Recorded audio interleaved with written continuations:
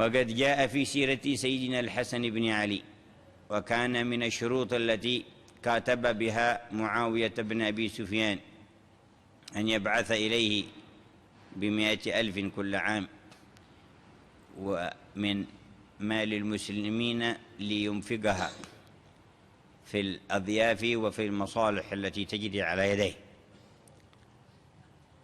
وفي سنة استمر ذلك، ثم في سنة انقطع، وكثرت الديون على الحسن الكريم المضياف المصلح المعطي المنفق، فهم أن يذكر الأمير بالوعد والمكاتبة والشرط الذي بينه وبينه، وقال للغلام هاتي قرطاس ودواه وقلم. جاءوا بالقلم والقرطاس والدواء ثم لم يكتب. قال خير لا نكتب لمخلوق مثلنا، وتركه. ففي الليل رأى رسول الله صلى الله عليه وسلم جده يقول يا بني كيف حالك؟ فذكر له ما كثر عليه من الديون وحاجته إلى دوام الإنفاق. قال أدعوت بقلم وقرطاس ودوات لتكتب إلى مخلوق مثلك؟ قال يا جدا قد كان ذلك ثم إني تركته. قال فلا تفعل يا بني. قال فما أفعل؟ قال قل اللهم اقذف في قلبي رجاءك واقطع رجائي عمن سواك حتى لا أرجو أحدا غيرك. اللهم وما ضعفت عنه قوتي وقصر عنه عملي ولم تنتهي إليه رغبتي ولم تبلغه مسألتي ولم يجري على لساني مما آتيت أحدا من الأولين والآخرين من اليقين فخصني به يا رب العالمين. قال سيدنا الحسن فألححت به على الله أسبوعا فبعث إلي الأمير ب500,000 وقضى الديون ووسع جانب الإنفاق. فرأى رسول الله صلى الله عليه وسلم قال كيف حالك يا بني؟ قال قد فرج الله وقد تضاعف الأمر وبعث إلي بكذا. قال هكذا يا ولدي من رجا الخالق ولم يرجو المخلوقين. Bergantunglah kepada Allah Subhanahu wa taala. Sini aku ajarkan kamu doa. Nah, diajarkan doa. Apa itu? Allahumma gzif Allahumma gzif fi qalbi raja'ak. Allahumma gzif fi qalbi raja'ak. Ini doa kalau dibaca yang butuh rizki akan dapat rizki dari Allah. Yang punya masalah hutang akan dimudahkan hutangnya oleh Allah. Yang bisnisnya tidak lancar akan dimudahkan bisnisnya oleh Allah, dilancarkan bisnisnya oleh Allah. Dan mujarrab ini. Apa itu doa diajarkan oleh Nabi kepada Sayyidina Hasan? Allahumma gzif fi qalbi raja'ak waqta rajai amman siwak hatta la arjua ahadan ghairak. Allahumma gzif fi qalbi raja'ak. Ya Allah, turunkan, lemparkan di dalam hatiku ini harapan kepada Anda ya Allah. Gzif fi qalbi raja'ak waqta rajai amman siwak, dan putuslah harapanku kepada selain Anda ya Allah. Tidak usah berharap kepada makhluk. Hatta la arjua ahadan ghairak, sehingga aku tidak berharap kepada satu pun selain kepada Anda ya Allah. Maka dibaca itu zikir-zikir, dibaca setiap hari. 7 hari dibaca, Masya Allah 10 kali lipat mendapatkan bagian dari Muawiyah itu. 10 kali lipatnya. Alhamdulillah. Ala kulli hal, ini permintaan harus dikabulkan. Mudah-mudahan kita mengabulkan hajat orang, Allah kabulkan hajat kita. Ada sedikit hadis Nabi SAW tentang fadilah mengabulkan hajat. Apalagi hajat agama, ilmu, ini hajat yang paling besar. Nabi bersabda, siapa man sa'a ala hajati akhi gudiya am lam yuqdha, siapa yang berusaha untuk menunaikan hajat saudaranya, dia sukses atau enggak sukses? Enggak harus sukses. Berusaha menunaikan hajat, membantu hajat saudaranya, sukses hajat itu dia lakukan atau tidak sukses, nggak ada masalah. Tetap mendapat pahala. Apa pahalanya? Seperti iktikaf di masjidku ini 1 bulan. 1 bulan. Ada riwayat mengatakan 1 tahun. Masya Allah. Di masjid Nabi. Masya Allah. Karena itu mudah-mudahan kita masuk ya dalam hadis ini. Sayyidina Hasan bin Ali bin Abi Thalib, cucu Nabi sallallahu alaihi wasallam, dan dari putrinya Fatimah Az-Zahra dengan suaminya yang mulia Imam Ali bin Abi Thalib alaihi wassalam, mempunyai 3 anak putra, Hasan, Husain dan Muhsin, dan 4 anak perempuan, Zainab, Ummi Kulthum, Zainab, Ummi Kulthum, Ruqayyah. 3 ya. Zainab, Ummi Kulthum dan Ruqayyah. 3 laki, 3 perempuan. Itu riwayat yang sampai ke kita. Sayyidina Hasan bin Abi Thalib, anak laki Sayyidatina Fatimah yang paling besar. Maka beliau Allah berikan keistimewaan yang luar biasa. Pertama, di samping cucu Nabi yang mulia, seorang yang sangat cerdas, dan Allah beri ketampanan mirip Rasulullah sallallahu alaihi wasallam. Sayyidina Hasan jauh lebih mirip ke Rasulullah daripada Sayyidina Husain. Sehingga Fatimah Az-Zahra sendiri mengatakan kepada Hasan ini, bi abi, demi ayahku Rasulullah, syabihun bi abi la syabihun bi abi. Anakku ini lebih mirip ayahku, kata Sayyidina Fatimah, yaitu Rasulullah, daripada ke ayahnya Hasan, yaitu Ali bin Abi Thalib. Sayyidina Abu Bakar Siddiq juga ketika melihat Imam Ali menggendong Sayyidina Hasan, beliau mengambil Sayyidina Hasan itu dari Imam Ali, kemudian menggendong-gendong, menghibur Sayyidina Hasan sambil berkata, syabihun bin Nabi la syabihun bi Ali. Lebih mirip Nabi Hasan ini daripada Ali bin Abi Thalib. Syabihun bin Nabi la syabihun bi Ali. Begitu indahnya hubungan sahabat dan ahlul bait Rasul sallallahu alaihi wasallam. Bisa dibayangkan ketampanan mirip Nabi Muhammad sallallahu alaihi wasallam, yang dia katakan Nabi ini diberi ketampanan seluruhnya. Kalau Nabi Yusuf Allah beri ketampanan separuh daripada ketampanan itu, utiya Yusuf nisful jamal, separuh ketampanan diambil semua Nabi Yusuf. Begitu tampannya, kita lihat dalam Al-Quran. Sampai putri-putri bangsawan melihat Nabi Yusuf, lupa dia memotong tangannya, enggak sadar karena khusyuk memandang wajah Nabi Yusuf dan mengatakan, ini bukan manusia, ini malakun karim, ini malaikat. Bandingkan gimana dengan Sayyidina Hasan yang mirip Nabi Muhammad, yang Allah beri semua ketampanan sallallahu alaihi wasallam. Kemudian Sayyidina Hasan kaya raya. Kaya raya. Maka semua kesempurnaan Allah berikan kepada beliau. Dari keturunan cucu Nabi Muhammad. Kemudian alim, saleh, ahli ibadah. Kemudian tampan luar biasa, kaya lagi. Selesai udah. Perempuan mana yang gak tertarik sama beliau? Ayah mana yang gak ingin mengambil mantu beliau? Maka Sayyidina Hasan itu kalau keluar di jalan, para tabi'in itu menyuruh putrinya untuk keluar supaya dilihat oleh Imam Hasan dan dinikahi. Padahal mereka tahu Sayyidina Hasan ini sering menikah.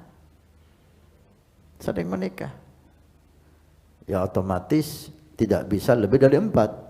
Sehingga terjadilah perceraian di situ. Nikah, cerai, kemudian beberapa lagi nikah, dicerai lagi. Sampai banyak sekali istri-istri beliau itu diriwayatkan. Sampai Imam Ghazali dalam Ihya mengutip isi Sayyidina Hasan itu sampai 300. Ya enggak lebih dari 4 ya, bergantian seperti itu. Karena semuanya ingin mempunyai menjadi mertua Sayyidina Hasan, semua ingin dinikahi Sayyidina Hasan. Sampai ada suatu saat Imam Ali bin Abi Thalib udah mulai melihat kejadian itu dan dikhawatirkan orang-orang munafikin menjadikan hal itu sebagai fitnah untuk mengecam Sayyidina Hasan. Hakadah, demikianlah orang munafik setiap zaman, mencari kelemahan yang bisa dijadikan untuk hal cacian kepada ahli bait Nabi sallallahu alaihi wasallam. Juga tidak lepas zaman kita sekarang ini, setiap zaman dikhawatirkan yang dilakukan oleh Imam Hasan walaupun tidak melanggar syariat Nabi sallallahu alaihi wasallam, tapi khawatir dimanfaatkan untuk orang-orang yang membenci ahlul bait, menyerang ahlul bait dari situ. Maka Imam Ali khutbah ketika beliau jadi Amirul Mukminin, presiden. Ayuhan nas, wahai manusia semuanya nih, hati-hatilah dengan anakku Hasan. Fa idza khatabakum, kalau dia melamar putrimu, khataba bintakum, la tuzawiju, jangan kau nikahkan putrimu dengan dia. Fa innahu mizwajun wa mitlagun, anakku Hasan ini sering nikah dan mencerai. Imam Ali ingin tahu gimana responnya masyarakat ini. Maka bangunlah seorang yang namanya Hamdan. Bangun si Hamdan ini. La ya Amirul Mukminin, maaf, perintahmu tidak bisa saya lakukan. Didengarkan sama Imam Ali. Apa maksudnya Hamdan ini? Kalau saya punya putri 10, kemudian dilamar Imam Hasan, saya kasihkan. Dicerai kakaknya, adiknya dilamar, saya kasihkan. Dicerai lagi, adiknya lagi dilamar, saya kasihkan. 10-nya saya nikahkan sama Sayyidina Hasan.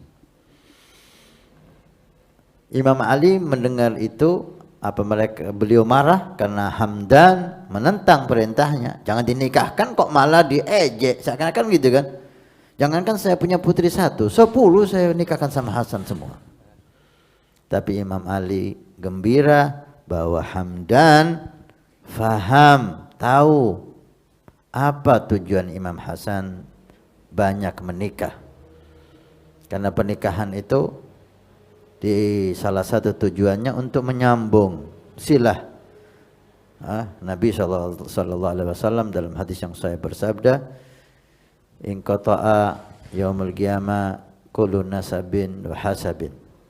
Hari kiamat semua nasab, semua hasab itu terputus, illa nasabi wa sababi wa sihri, kecuali nasab dan sabab dan hubungan pernikahan yang ada nyambung denganku. Imam Hasan ingin banyak orang menjadi menantu Rasulullah, menjadi besannya Rasulullah. Diharapkannya nanti di hari kiamat bisa menjadi sebab syafaat.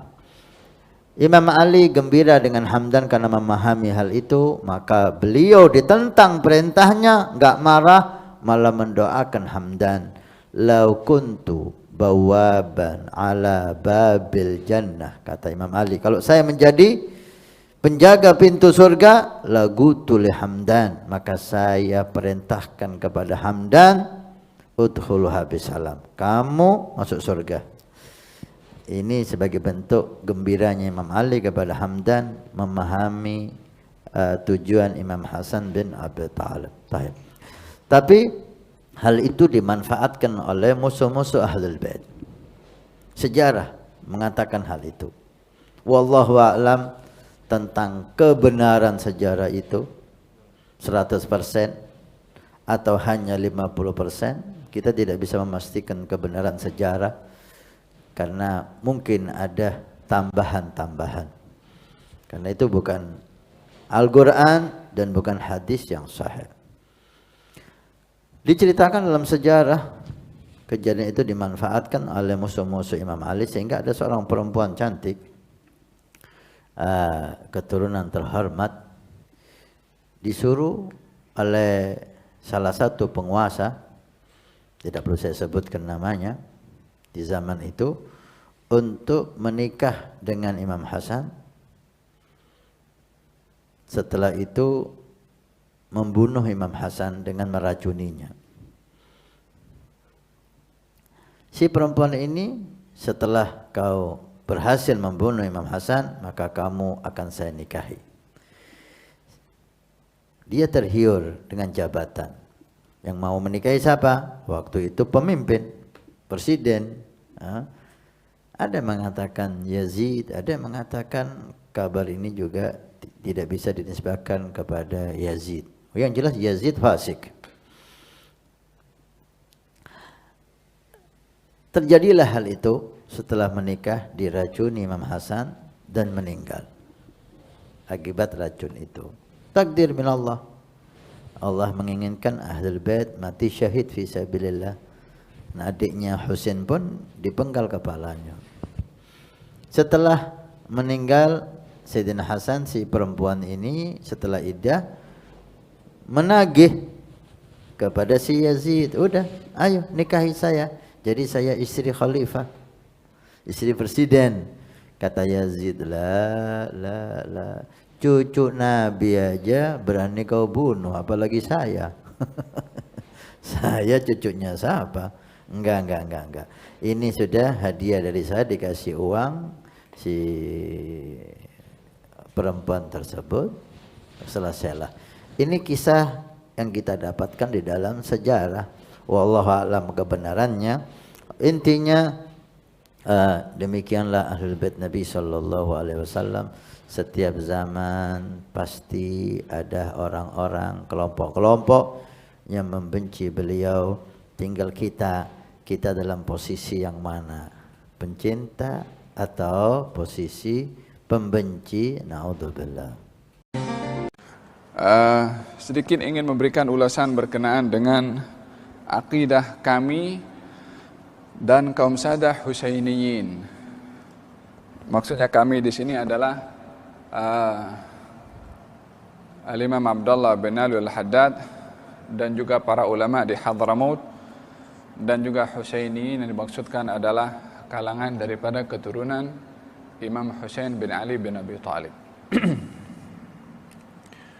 Memang pembahasan berkenaan dengan masalah keturunan Sayyidina Hasan atau Sayyidina Husain menjadi polemik di dalam sejarah, disebabkan oleh karena terdapat adanya golongan taifah, kelompok yang mendakwa memperjuangkan ajaran Ahlul Bait, keturunan daripada Sayyidina Hasan dan Sayyidina Husain, dengan pelbagai macam nama kepada kelompok itu yang mempunyai slogan yang sama, yaitu memperjuangkan Ahlul Bait. Ada di antaranya yang namanya Ithna Asyariyah, ada di antara namanya Ismailiyah, ada yang namanya Zaidiyah, ada yang namanya Hashimiyah, dan macam-macam nama-nama, Nusairiyah, dan banyak lagi kelompok-kelompok yang menggunakan bendera Ahlul Bait, yang lebih dikenali dengan nama Syiah, dengan berbagai macam nama kelompoknya, yang satu dengan yang lain berbeza. Sehingga bila mana menyebutkan tentang kalimat Syiah, satu kelompok yang besar, Di bawahnya ada kelompok-kelompok yang kecil yang di bawah bendera Syiah itu sendiri, dan masing-masing berbeza. Jadi terdapat daripada golongan-golongan Syiah yang lebih hampir pendekatannya dengan ahli sunnah wal jamaah, sehingga tidak ta'mim secara menyeluruh tentang penyimpangan yang ada kepada golongan ini daripada segala aspeknya. Di antara golongan mereka yang namanya Syiah Zaidiyah, yang bertapak di bahagian utara Yaman. Mereka golongan daripada Syiah sendiri yang mempunyai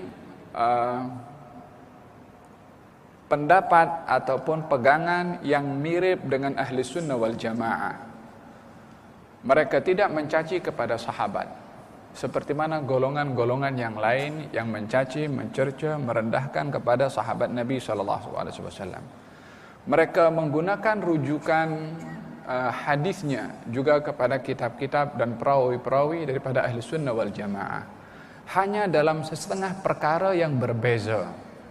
Seperti mereka meyakini akan kemuliaan Sayyidina Ali lebih daripada Sayyidina Abu Bakar As-Siddiq, dan ini adalah masalah yang terkait dengan masalah-masalah yang furu', yakni tidak terkait kepada perkara-perkara yang usul. Mereka meyakini persahabatan Sayyidina Abu Bakar, Sayyidina Umar, Sayyidina Uthman dengan Rasulullah. Hanya mereka melihat Sayyidina Ali lebih afdal berbandingkan kepada yang lain. Dan mereka melihat juga bahwasanya khalifah yang berhak untuk menjadi pengganti kepada Rasulullah setelah wafatnya adalah Sayyidina Ali bin Abi Thalib. Golongan ini adalah golongan daripada Syiah Zaidiyah yang menghormati kepada seluruh sahabat Nabi, kepada istri-istri Nabi sallallahu alaihi wasallam, hanya dalam beberapa perkara yang mereka berbeza dengan ahli sunnah wal jamaah, di mana ahli sunnah wal jamaah mengatakan bahwasanya sahabat yang paling mulia setelah Rasulullah adalah Sayyidina Abu Bakar, dan orang yang berhak untuk menjadi khalifah atau yang dilantik untuk menjadi khalifah setelah Rasulullah adalah Sayyidina Abu Bakar As-Siddiq radhiyallahu anhu ardah wa an baqiyati ashabi Rasulillah ajma'in. Golongan Syiah Zaidiyah ini adalah dari segi pegangannya lebih hampir kepada ahli sunnah wal jamaah, walaupun mereka ada rujukan-rujukan sendiri dalam kitab-kitab dan referensi-referensi mereka. Terdapat golongan-golongan Syiah yang melampau sampai kepada peringkat bahwasanya kenabian itu sepatutnya kepada Sayyidina Ali bin Abi Thalib dan bukan kepada Rasulullah. Ada yang sampai kepada peringkat menuhankan Sayyidina Ali bin Abi Thalib. Hal-hal yang sedemikian terdapat pada golongan-golongan Syiah yang melampau, yang sudah jelas pasti menyimpang daripada akidah yang sahih dan akidah yang benar. Dengan demikian, bila mana menyebutkan tentang Syiah, maka ianya adalah satu golongan yang membawa bendera Ahlul Bait, dan di bawahnya adalah kelompok-kelompok, dan kedudukannya tidak sama. Dalam arti tidak dikatakan secara keseluruhan itu adalah menyimpang daripada kebenaran, akan tetapi di situ ada yang menyerupai, menghampiri kepada ahli sunnah wal jamaah. Dan untuk dapat kita mengetahui, hendaklah ditimbang dengan neraca syarak, dengan neraca ilmu dan rujukan-rujukan kajian-kajian yang bersifat ilmiah untuk mengetahui kelompok-kelompok tertentu yang ada kepada mereka.